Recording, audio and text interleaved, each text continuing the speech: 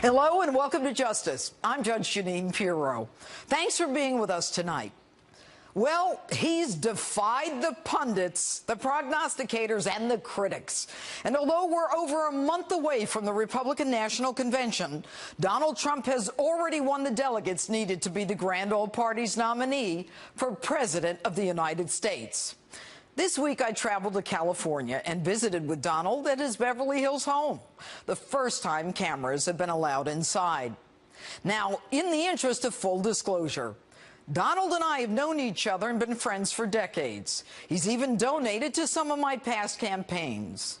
But this interview is about the issues and how everything in the political world has changed in a year. All right, so here we are in sunny California. Think back to a year ago.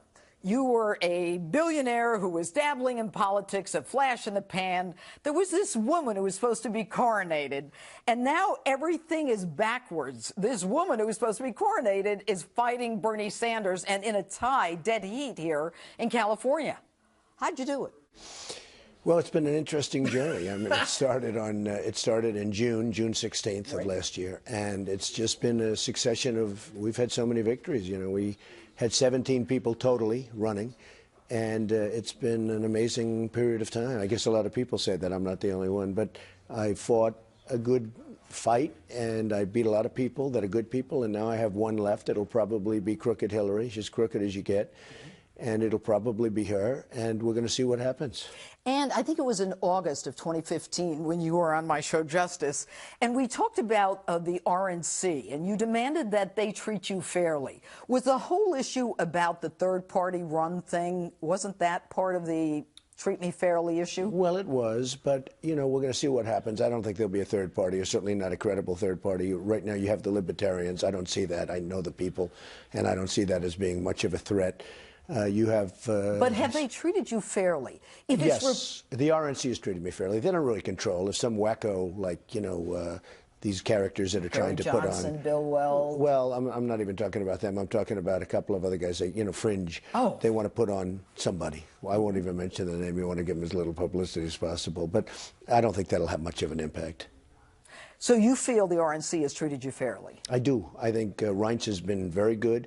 I think that, you know, it's not easy. Don't forget, he was looking at 18, and actually it was probably at the highest point, 18 people. And they were governors and they were senators. Not everybody agrees with everything I'm doing. I want the wall. I want certain things to happen. A lot of people agree with me. You know, the interesting thing, Jeanine, is that I've gotten right now more votes than anybody in the history of the Republican Party. So I went through the process. We did well in Iowa, and then after that it was just a succession of victories with New Hampshire and South Carolina, everywhere. But the big story is everybody's come aboard. I mean, if you look at people that were absolutely horrible in terms of what they said, they're now aboard. How do you feel about that? I mean, do you trust people who were just horrible to you? Well, politicians can pivot much more easily than, let's say, a person like me can pivot. You know, they pivot. I mean, they can say horrible things, and then 2 weeks later... But how does a person like you react? like Rick Perry's a good guy. He's always been a good guy. But he was very nasty during the election, and then he got out, and then he endorsed me. I didn't speak to him. He endorsed me, and he said the nicest things. He said that Donald Trump is maybe the smartest person ever to run for the office. Without a nice statement. Without. That was a long way from what he was before. And I'll tell you what, I fully understand what he's doing and what he did, and I like him a lot. And other people have likewise. You know, they said this was a very heated battle. There are those that say, you would know better maybe than most, but there are those that say it was the most vicious battle for the nomination that any party has ever seen. Over the years, so I don't know. But Donald, over the years, you've kind of dabbled in the idea of, you know, running for president. Is it what you thought it would be? It's more vicious. It's there's more lying and deception than ever. I never thought there'd be this kind of lying.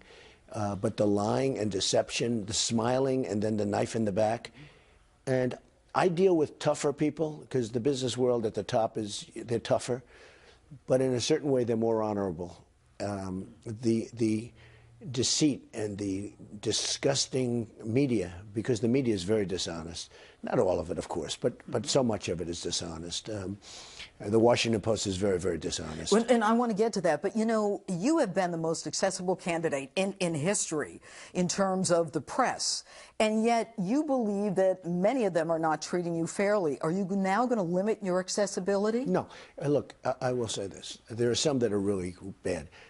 Washington Post is really dishonest. Really, really dishonest. Why are they so much against you? Because they think that I, frankly, you want to know the truth, is the person that bought it has a big stake in Amazon, and Amazon's not paying taxes, and I've said openly that they should be paying taxes, and they're also destroying the retail industry throughout the country. I don't care about that, other than it's not a good thing to happen to our country, and I've said it. And they're going to be a monopoly. You look at the department stores, what's happening to them. They're going down the drain because Amazon is becoming a monopoly. And they know, and he bought that as a tool for himself, like a lobbyist. But the Washington Post has 22 reporters on me. There's never a good story. I mean, you know, I could win by the biggest margins in history, and they'll say Donald Trump should have done better. Well, they are a very dishonest group. New York Times is very dishonest. I mean, New York Times is a very dishonest newspaper. I would say the Washington Post is worse. But I'm not talking about they're unfair. I'm talking they're purely dishonest. Things that they know. I mean, as an example, I raised for veterans almost $6 million. And I think more will be coming in, but I raised almost $6 million. I thought that was a positive story. I mean, I paid a lot of it out early, but some came in, and we had to vet the situation. Okay, instead of a positive story, think of it. I raised almost it was $5.6 million. I think more is going to come in. Sure. But I gave to many, many groups. You saw me reading the list. Yes. 100,000 here, 250,000, 1 million to one group. Why were you so agitated that day? Because I thought I was treated very unfairly. When you raise, I never thought this is a possibility that could be a bad story. That was a terrible story for me. They said, oh, we should have given the money out faster. I get up to make a speech. I say, let's raise some money for the vets. I didn't have any obligation to do it. I get up, I make a speech. I say, let's get some money. I have one friend in the audience. He's a rich guy. He gave $1 million. I have another one that gave Carl Icahn, gave $500,000. We had great people. They gave money. Ike Perlmutter gave money. But in the end, you won, Donald. No. You think it's a bad story. But I get treated unfairly. Now, I think, here's the good news. I have a speaker that gets, you know, I can fight back a little bit, okay? It's very tough to fight the press when it's very dishonest, but I have a speaker that I can fight back.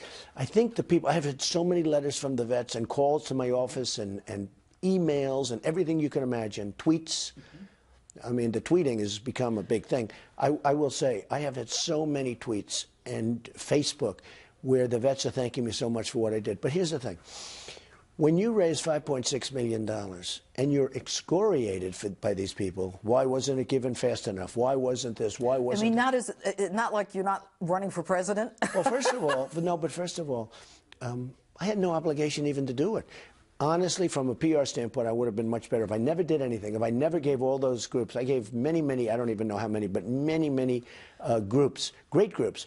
I gave them money, a lot of money, you know, more money than they've probably seen. Well, look, they wake up and they get a check for $100,000. Another one gets a check for $250,000.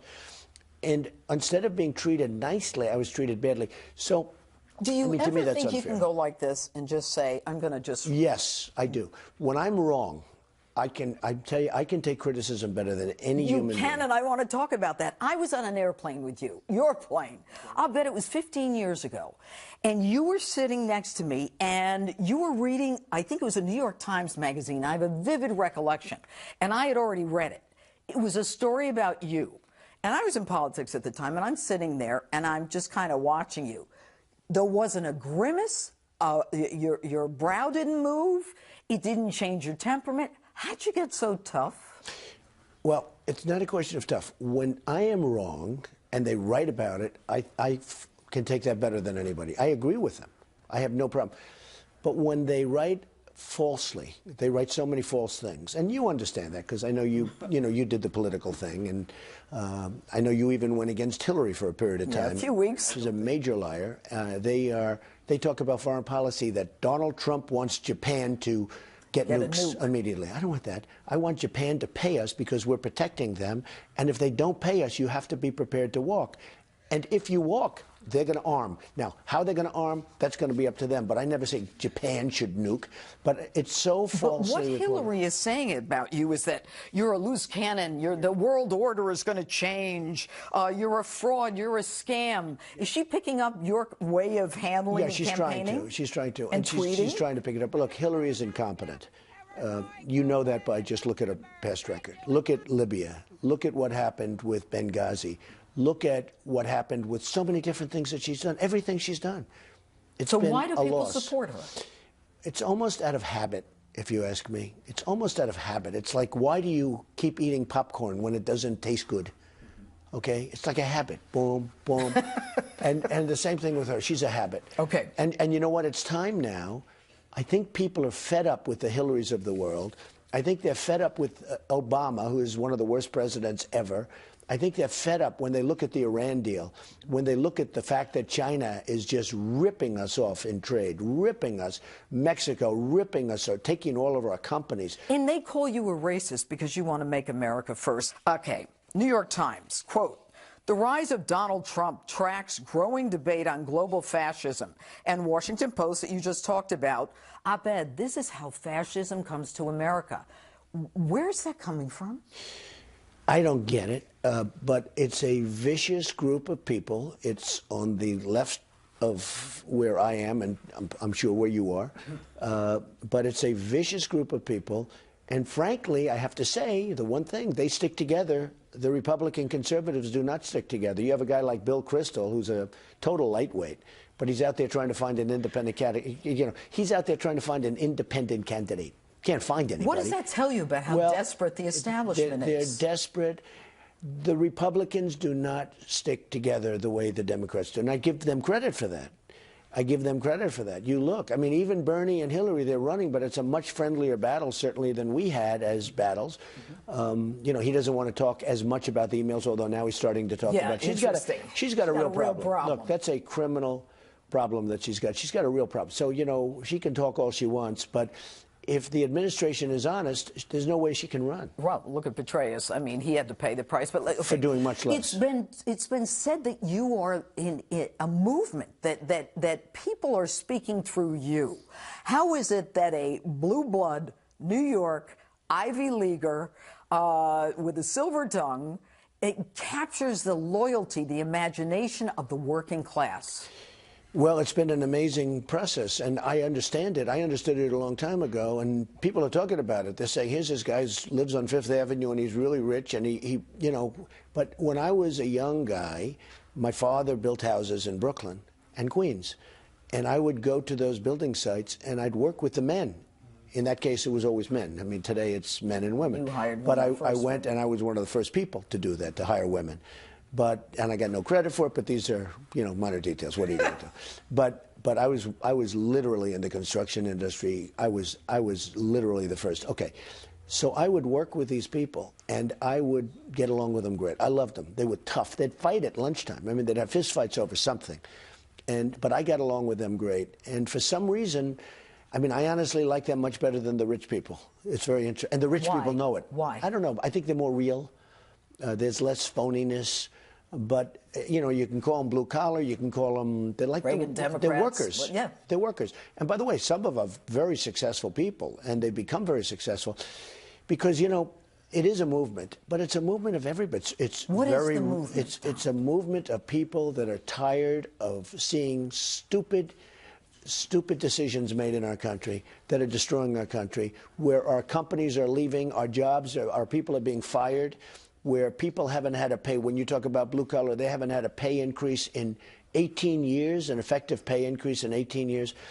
It's a group of people that are tired of stupidity. It's a group of people that want common sense, and they want to win again. We don't win anymore. We don't win with our military. We can't beat ISIS. Trump University.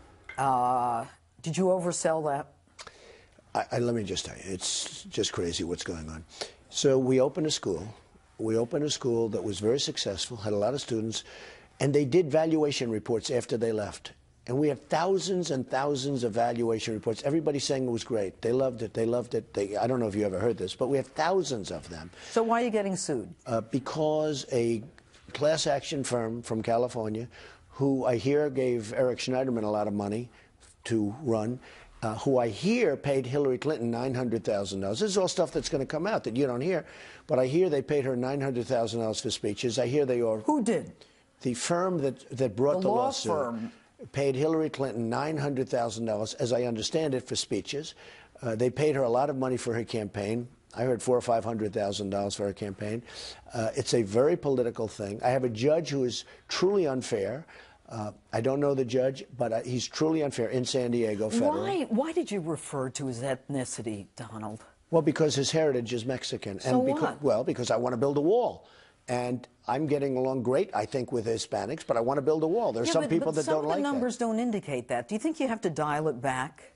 Look, I have to be what I have to be. I mean, I have to tell the truth. I'm going to say that you need the wall. You know, I don't know if you saw what happened yesterday, but the 16,500 Border Patrol agents endorsed me. First time they've ever endorsed a presidential candidate. They believe in you. And I asked them about the wall. I said, let me ask you, how important is that? They said, Mr. Trump, it's so important. You need it.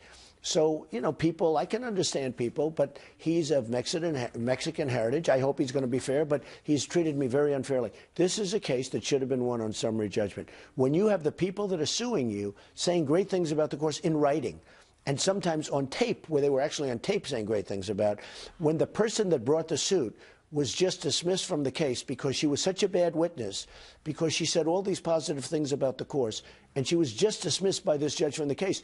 Well, if she dismissed him, if she was dismissed, he should have dismissed the whole case. The woman that brought the case, when we got to her deposition, we found her written word saying unbelievably positive things about the school. It was great. She evaluated it as great. She's then on tape. We have a tape where she's saying the most beautiful things about it. Nobody's forcing her. So they go to court and they see the judge and they say, Your Honor, we don't want her to be in the case anymore. So why wouldn't the case be dismissed? Right. The judge dismisses her from the case. And lets the case stand. And lets the case go. Well, he's been so unfair, and I don't want to call out a judge, but he's been so unfair. Now, maybe that'll change. Maybe he'll be fair. I would say he should recuse himself. But, Donald, you have a lot of money. Why don't you just pay them off and call it a day? You don't need this. I could have settled this case. I could now settle this case, but I could have settled this case. I chose not to. The reason is when this woman came to us, she wanted $300,000, which would have been $200,000.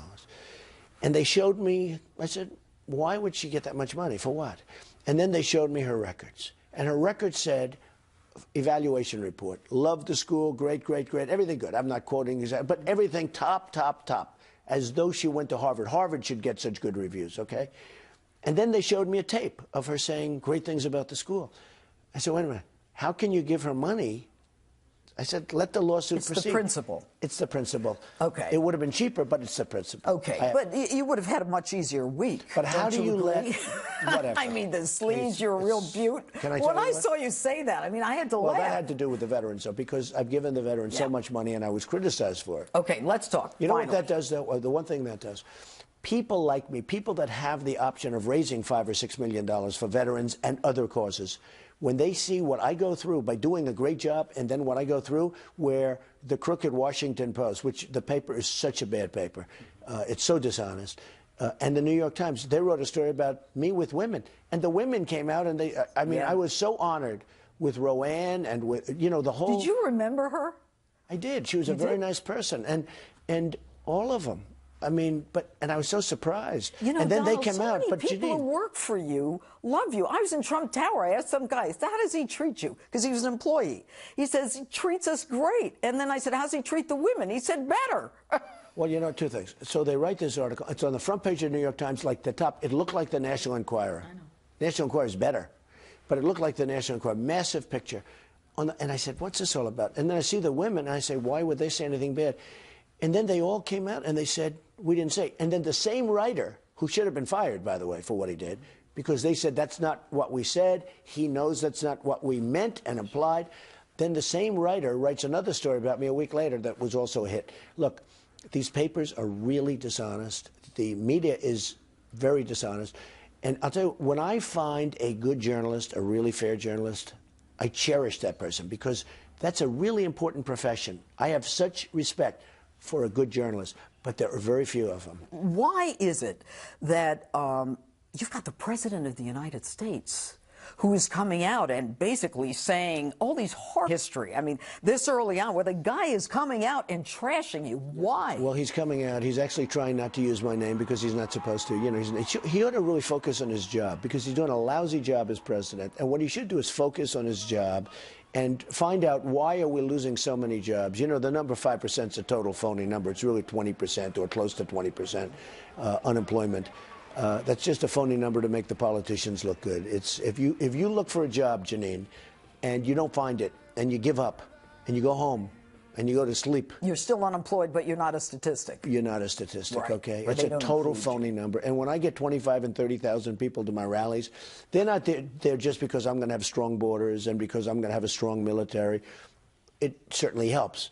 But they're there because the economy is horrible for them and because these people literally haven't had a pay increase in decades. What kind of pay increase should they get? They should get good pay.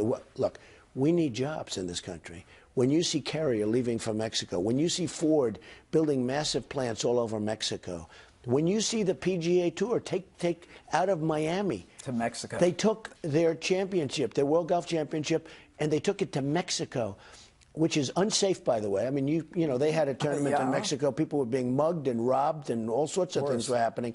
I can't imagine the players are going to be thrilled. But, I mean, from my standpoint, I don't care. What I care is they took it from Miami. The people of Miami are incensed.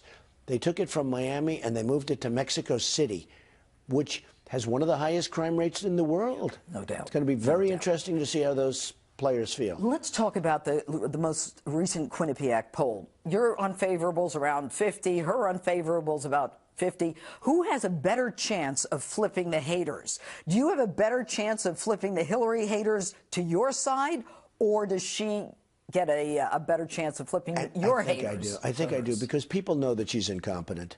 People know that she can't do the job. They know one thing about me. I'm very competent. I can do the job. Look, I borrowed $1 million, and it's worth now $10 billion. And I filed all of my documents. I filed with the federal elections, the biggest filing they've ever had. And it talks about this great company that I've built. I built a great company, very little debt, tremendous assets, tremendous. Can you make America great again? I can totally make America great again, and that's why I'm doing it. I mean, it's lovely to be with you, but I'd rather be with you without all the cameras. I mean, to be honest with you, it's doing this isn't fun.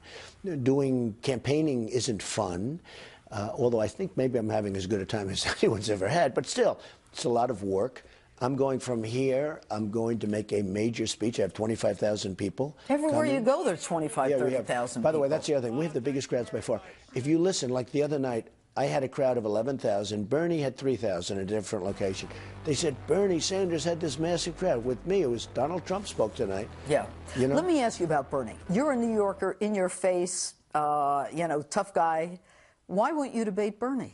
Well, I was asked a question by Jimmy, and we had a lot of fun. And I said, let the networks put up some money. Mm-hmm. And I said, like, maybe women's health issues, okay? Okay, I did it for the vets. Let's do something for women's health issues. And number one, the networks did not come through. They want to keep the money for themselves. They would make so much money. That would get such ratings. And I would actually love to debate him. The problem is he's number two. And to debate number two when you have number one doesn't really make a lot of sense. What do you say to those people who say the reason you're not debating Bernie is because you don't want to, you know, have a fight off and in the hopes of getting his followers who will never vote for Hillary? Well, the other thing is I don't really want to hit Bernie too hard because I think a lot of Bernie's people are going to come to me. See, Bernie and I are very different, but we're very similar in one thing. It's called trade. He understands what no other Democrat really understands or will say, that the United States is getting ripped off big league on trade. He understands that. I give him credit for that. Now, the difference is I can do something about it. I'll make great trade deals. He can't do that. He wouldn't know where to begin. But that's a big factor. Bernie and I agree on one thing big. The United States is being ripped off on trade. And I'm not looking to hit Bernie too hard because I would like to get his followers. I would, you know. Now, I don't know who she's going to pick. I mean, she may pick Bernie. She may pick Pocahontas from, you know, the phony Native American. Let's talk about the name calling. Yeah, well, it's fine. I mean, look, okay. She's, you know, you have more Indian blood than she has, okay? And I don't have any. Okay, well, that's more than Do she you? has. I have none, but I have more than her, okay? Yeah. No, she did that. It's like a fraud. She said when she was at Harvard. She said, so no, I could have get high it. cheekbones. So she got into Harvard or one of these schools. Yeah, it was a Harvard and, thing. You know, she said she was a minority. That's a fraud. But, I mean, but if she were to run, you're not. I mean, she's no threat at all. I wouldn't mind if she ran. No, I'd like her to run. Yeah. I mean, I'd like her to run. Okay, now, not only have you taken down the establishment, Donald, you discuss things that people only whisper about. All right, you're strong, you're smart, you've got great instincts, you've got great intuition. What do you say to those people who say that, as it relates to foreign policy, that you will just make a decision and not have a cabinet that includes people who don't agree with you? Well, you've known me for a long time. That's not the way you act. I have a lot of people. Ultimately, I'll make the decision, but I'll have a lot of good people. But I get a kick when they say, oh, well, he doesn't have the people that have been there for the last 10 years. Who wants those people? Look at the mess the world is in. We have the migration. We have Syria. We have Iraq as a disaster. We have all these things. There's nothing good. If the politicians never entered office for the last 15 years, that includes Obama and it includes people more than Obama, you wouldn't have the problems that you have today. I mean, just take a look. I always say, if our presidents would have gone to the beach and just gone to the beach and not done anything, would be in better shape. Jeanine, the country is a mess. The world is a mess. We helped make the world a mess. Going into Iraq was a disastrous decision, maybe the worst decision ever in the history of our country. Number two, getting out of Iraq the way Obama did it, he didn't have a clue. And now you have, I mean, then she got into Libya. And by the way, who has the Libyan oil? I'll tell you who has it. ISIS has it. Right. And it's great oil, by the way. It's the highest quality oil you can get. So ISIS now has the oil that Hillary Clinton gave them by going in and doing that stupid, you know, that stupid attack on Libya. Just the world was crushing, and she goes and wants to do more. She doesn't have a clue. She doesn't know what she's doing. She doesn't have the strength, the energy. She cannot be president. Let's talk about strength and energy. How are you doing it? Number one, you're accessible. You're on radio. You're on television. I mean, you're here with me now. I mean, you're in California campaigning, and you're sitting down with me. I mean, do you ever sleep? Well, I don't sleep that much. I mean, I get 4 or 5 hours, but I just seem to have strength. I love what I do. You know, my father used to say, you gotta love what you do, and I say it all the time. I love what I do. I'm having fun doing this. I mean, it's brutal in a sense, but I have a shot at California. Now, traditionally, no Republican would even waste 10 minutes in California. But everywhere I go, I get 30,000 people, 35,000 people. And, you know, the sad part, if I have 100 protesters, that's all they want to cover. In fact, I had one the other day, fairly recently, we had 31,000 people. And all they wanted to talk about was the guy that was stomping on the police car, who should have been arrested, by the way. I don't even think they arrested him. Yeah. But he was stomping on the police car. That's all they wanted to show. But we get massive crowds. But I'll play to areas of the country that no other Republican can play. For instance, we're going to give California, everybody would say, don't waste your time in California. I have great relationships with the people of California. And I'm going to try for California. I'm going to try for New York. People would say New York and California, forget about it. We're doing great in Pennsylvania, great in Ohio. We have a 4-point lead in Ohio already. Interesting. We're doing, obviously, really well in Florida. That's my second home.